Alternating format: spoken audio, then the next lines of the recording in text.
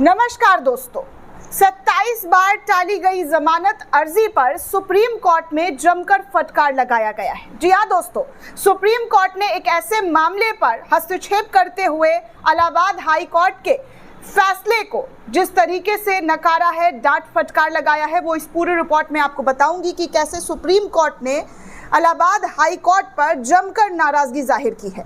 दरअसल दोस्तों, supreme court ने गुरुवार को एक धोखाधड़ी के मामले में आरोपी की जमानत याचिका को 27 बार टालने को लेकर इलाहाबाद हाई कोर्ट पर नाराजगी जाहिर की और आरोपी को जमानत तक दे दिया।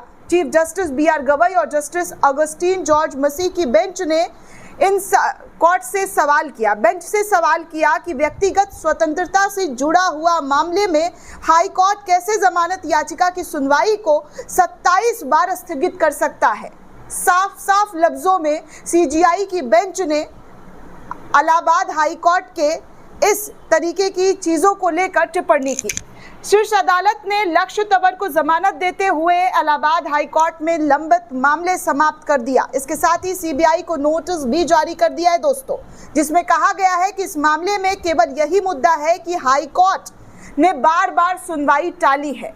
जिस तरीके से इलाहाबाद हाई कोर्ट ये सुनवाई टाल रहा है, ये देखकर सही नहीं लगा।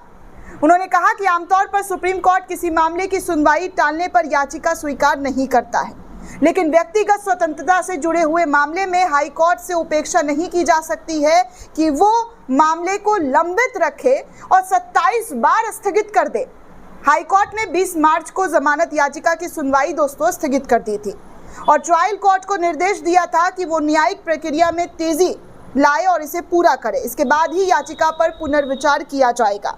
यानी लक्ष्य तंवर पर भारतीय दंड संहिता आईपीसी की अलग अलग धाराओं के तहत आरोप लगे हैं। धारा 1419 यानी कि छल से पहचान बदलकर धोखाधड़ी, 420 यानी कि धोखाधड़ी, 467 कीमती सुरक्षा दस्तावेज की जालसाजी, 468 धोखाधड़ी के उद्देश्य से जालसाजी, 471 जाली दस्तावेज को असली रूप में उपयोग करना और 120B आपराधिक साजिश। इसके अलावा भ्रष्टाचार निवारण अधिनियम की धाराएं 13(1)D और 13(2) भी लगाई गई थी। हाई कोर्ट ने इन सब का जिक्र किया कि लक्ष्य तंवर के खिलाफ पहले से ही 33 आपराधिक मामले दर्ज है।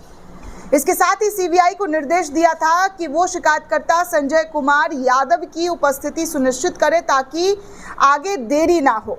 इसके बाद सुप्रीम कोर्ट में जब ये मामला गया दोस्तों, तो इस मामले पर सुनवाई करते हुए चीफ जस्टिस ने फटकार लगाया और कहा कि आप इस तरीके से किसी के स्वतंत्रता की आज़ादी पर जो है रोक नहीं लगा सकते और 27 बार तो सीधे तौर पर जो आपने सुनवाई जमानत अर्जी की टाली है, जिसके बाद इस पूरे मामले पर सुप्रीम कोर्ट ने फैसला सुनाते हुए याचिकाकर्ता को बेल दे दिया, यानी कि जमानत दे दिया है।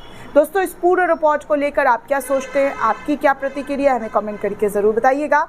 साथ ही साथ चैनल को ज़्यादा से ज़्यादा लाइक, शेयर और सब्सक्राइब करना बिल्कुल भी ना भूलें। धन्यवाद दोस्तों।